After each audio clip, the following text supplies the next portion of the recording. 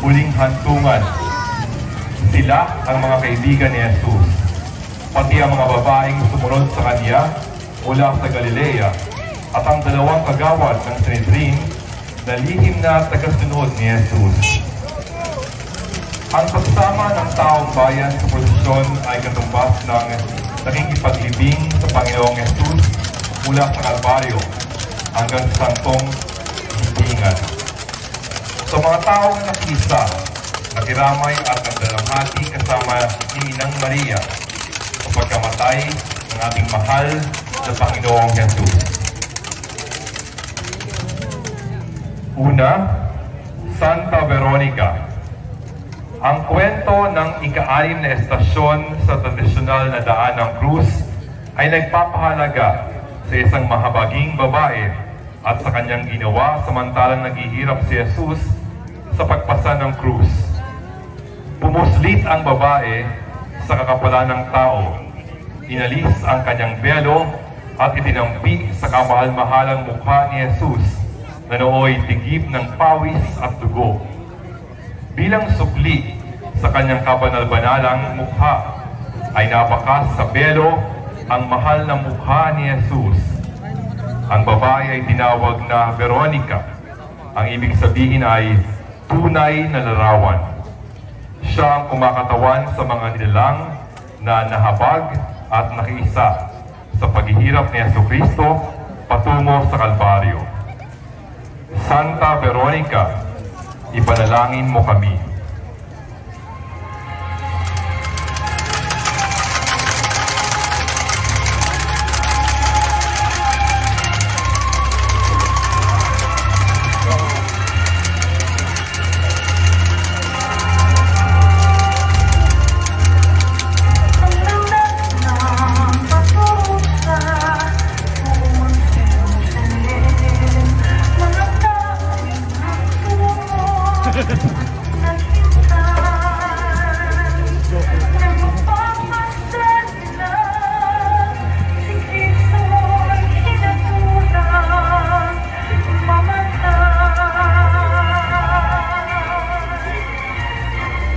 Santa Juana.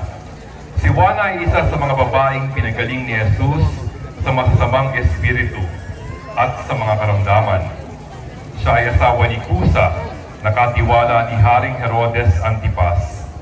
Simula noon ay naglingkod siya kay Jesus at sa 12 alagad. Siya at ilan pang mga babae ay sumunod kay Jesus sa kanyang pangangaral.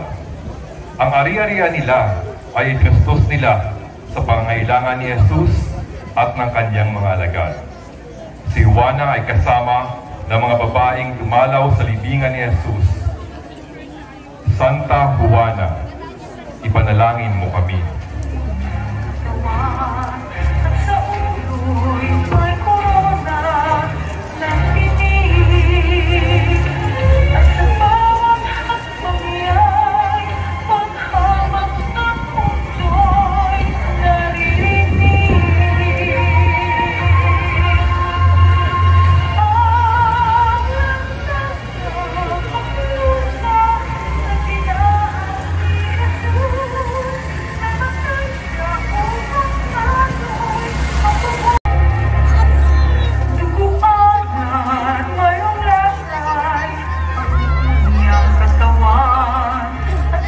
Santa Maria Cleofas. Siya ay ina ni Santiagong Bata. Siya rin ang tinutukoy na asawa ni Cleofas. Pinaniniwalaan sa tradisyong Kristiyano na siya ay asawa ni Cleofas na batang kapatid ni Jose na ama ni Jesus. Si Maria Cleofas ay tinatawag din na Maria, ina ni Santiago o Maria Jacobe. Isa siya sa mga babaeng sumunod kay Jesus mula Galilea upang maglingkod sa kanya at sa kanyang mga alagad. Isa siya sa mga alagad na sumama kay Jesus sa muling pagkabuhay nito sa Jerusalem. Siya, kasama ang iba pang babae, ay saksi sa pagpapakasakit, pagkamatay at muling pagkabuhay ni Jesus. Santa Maria Cleofas, ipanalangin mo kami.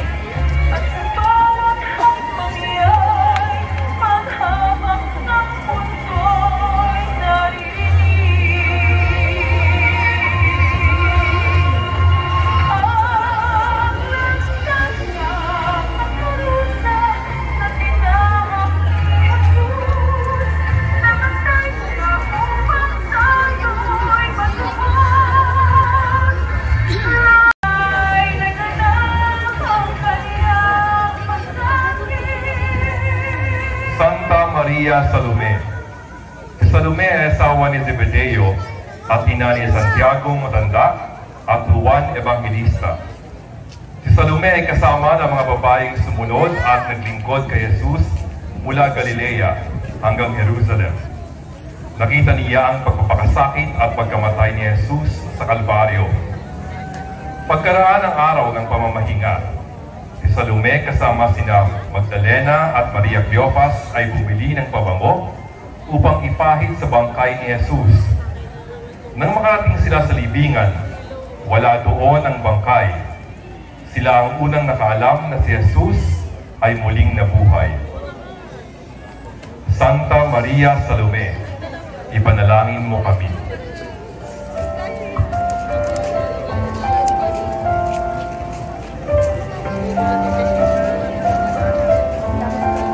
Sikat ng umaga, buhos ng ulan, simoy ng nakitaan. San Nicodemo. Si Nicodemo ay isang kasapi ng kapulungan ng mga saserdote. Palihim niyang sinadya si Jesus at nagtanong tungkol sa paghahari ng Diyos. Sinabi ni Jesus sa kanya, maliban na ang tao'y ipinanganak sa tubig at espiritu, hindi siya paghaharian ng Diyos. Nag-utos ang mga punong saserdote sa mga bantay ng templo upang dakpin si Jesus. Isa sa mga naroon ay si Nicodemo. Tinanong niya sila, labag sa ating kautusan na hatulan ng isang tao nang di muna nalilitis at inaalam kung ano ang kanyang ginagawa. San Nicodemo, ipanalangin mo kami.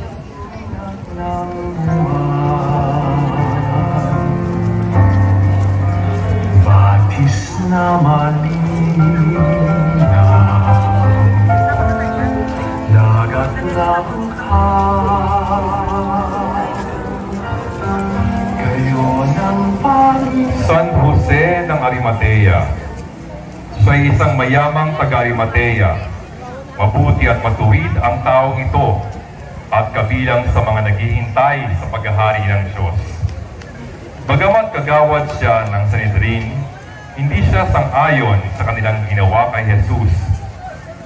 Lumapit siya kay Pilato at hiningi ang bangkay ni Jesus. Nang maibaba na ang bangkay, pinalot niya ito ng bagong kayong lino at nilagay sa sariling libingan ni Jose na inuka sa gilid ng gulod na bato. San Jose ng Arimatea, ipanalangin mo kami. Saan man ako,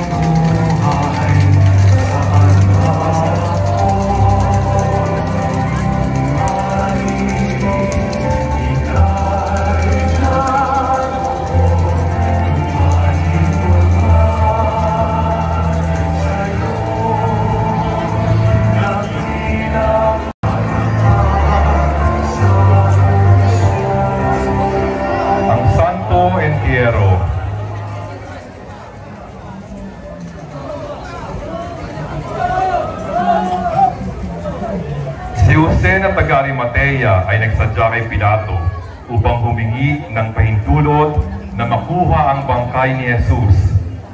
At pinahintulutan siya ni Pilato, kaya't kinuha ni Jose ang bangkay ni Jesus. Sumama sa kaniya si Nicodemo na may dalang pabango. Kinuha nila ang bangkay ni Jesus at nilagyan ng pabango habang binabalot sa kayong lino. Sa pinagpakuan kay Jesus ay may isang bagong libingang hindi pa napaglilibingan. Yamang nooy araw ng paghanda ng mga Hudyo at dahil malapit ang libingang ito, doon nila inilibing si Jesus. Sumunod kay Jose ang mga babaeng sumama kay Jesus mula sa Galilea at nakita nila ang pinaglibingan, pati ang pagkakalagay doon ng bangkay ni Jesus. Kristong kabanal-banalan, kaawaan mo kami at patawarin.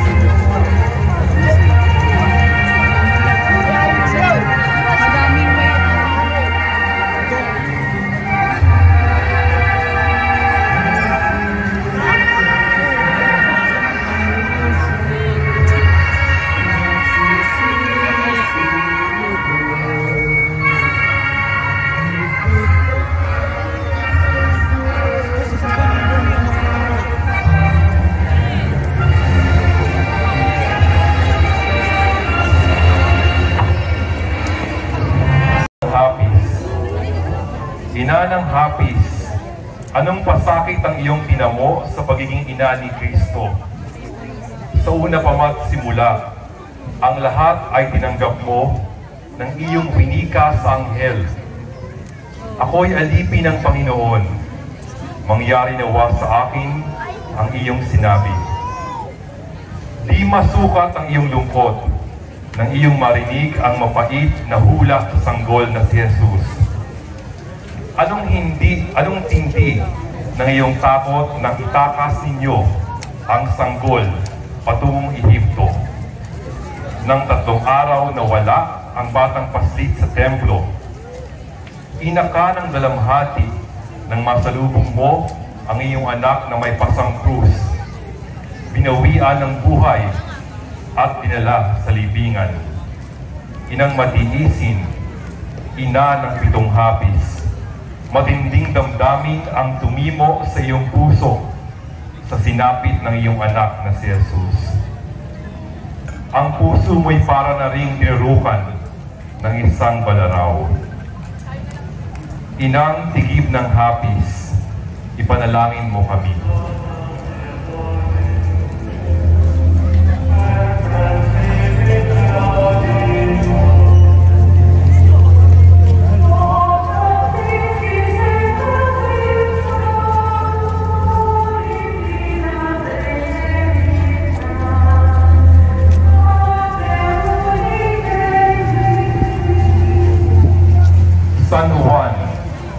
San Juan Evangelista ay tubong Galilea, anak ni Zebedeo at Salome, at nakababatang kapatid ni Santiago Matanda.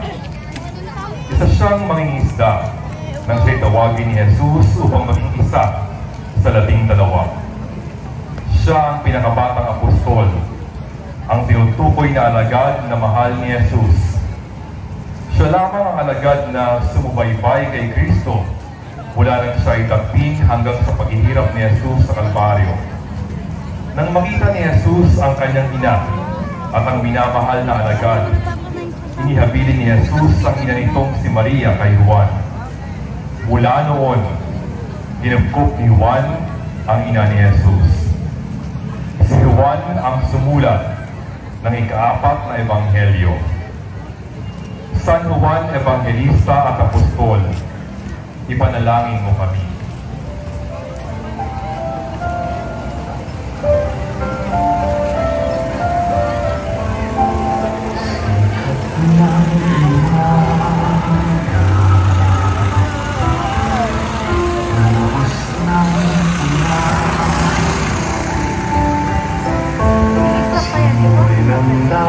Santa Maria Magdalena. Si Maria Magdalena ay naging alagad ni Jesus nang paalisin ito ang 7 demonyong sumapit sa kanyang katawan. Naglingkod siya at sumunod kay Jesus hanggang Jerusalem. Kasama siya ng ina ni Jesus at ni Juan sa paanan ng krus hanggang si Jesus ay bawian ng buhay at ilibing.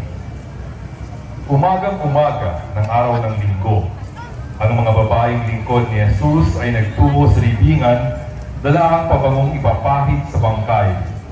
Nauna si Magdalena at naratan niyang naalis ang batong panakip sa libingan. Wala doon ang bangkay ni Jesus. Umiiyak siya nang biglang nagpakita si Jesus na muling nabuhay. Sinabi ni Jesus sa kanya, "Pumunta ka sa aking mga kapatid at sabihin mong aakyat ako sa aking Ama at ng iyong Ama, sa aking Diyos at inyong Diyos." Santa Maria Magdalena, ipanalangin mo kami. Nang buhay, saan man ako,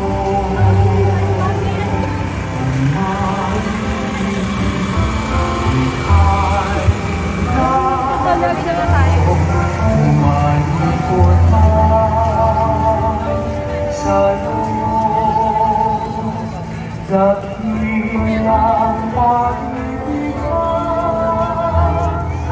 Santa Maria ng Betania. Pumasok si Jesus at ang kanyang mga alagad sa nayon ng Betania. Malagod siyang tinanggap ni Maria sa kanyang tahanan. Ang babaeng ito ay kapatid ni Marta sa pangalan. Naupo si Maria sa paanan ni Jesus at nakinig sa kanyang itinuturo. Si Marta naman ay abala sa paghanda, kaya hiniling niya kay Jesus na sabihin kay Maria na tulungan siya nito. Ngunit sumagot si Jesus, "Marta, naliligalig ka at abala. Ngunit isa lamang ang tanging kailangan. Pinili ni Maria ang mas mabuti, at ito'y hindi aalisin sa kanya." Santa Maria ng Betania, ipanalangin mo kami.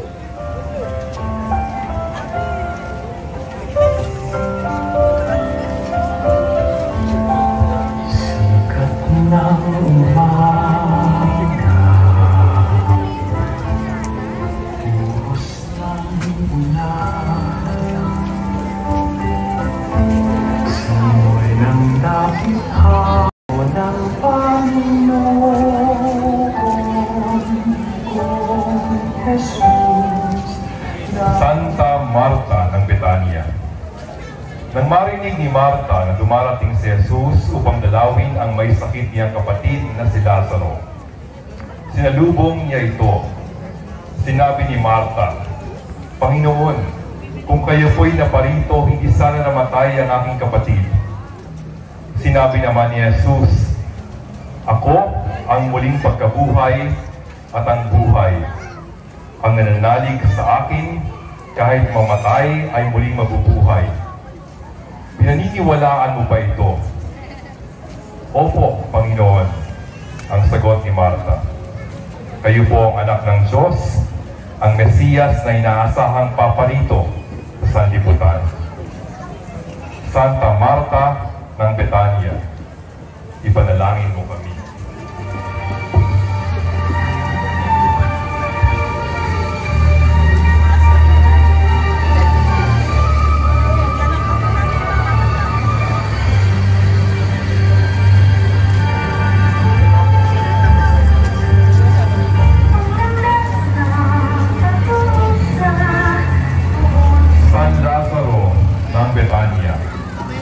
Siya ay matalik at tapat na kaibigan ni Jesus.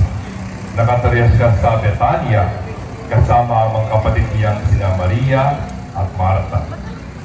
Nagkasakit si Lazaro, kaya nagpasabi kay Jesus ang magkakapatid. Sinabi ni Jesus, "Hindi magwawakas sa kamatayan ang sakit na ito." Nangyari ito upang maparangalan ang Diyos at sa pamamagitan nito'y maparangalan ang anak ng Diyos. Nang nakarating si Jesus sa Betania, pinalis niya ang bato sa libingan nanalangin sa Ama at pagkatapos ay tinawag si Lazaro. Lumabas si Lazaro sa libingan. Dahil dito, marami ang sumunod at nanalig kay Jesus. San Lazaro ng Betania, ipanalangin mo kami.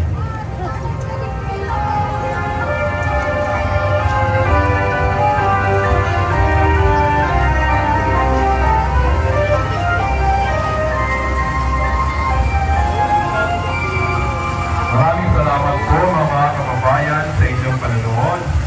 Inyo pong nakumayan ang posisyon at katekismo at panalangin ngayon pong posisyon ng paglilibing kay Jesucristo. Maraming pong salamat sa inyo. Magkita-kita tayo sa linggo ng pagkabuhay para sa ating salubong.